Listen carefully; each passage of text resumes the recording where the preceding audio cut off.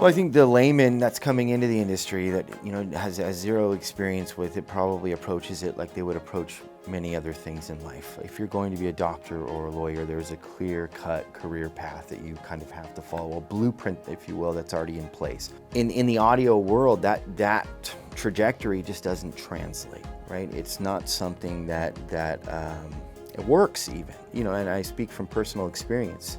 The idea that I was going to get this degree and then walk into these studios and be like, hey, I got a degree now, let's work, I guess was kind of the assumption that I made. And unfortunately, I was in for a rude awakening when I was knocking on studio doors for 2 years, trying to get that opportunity, not to get a job at that point.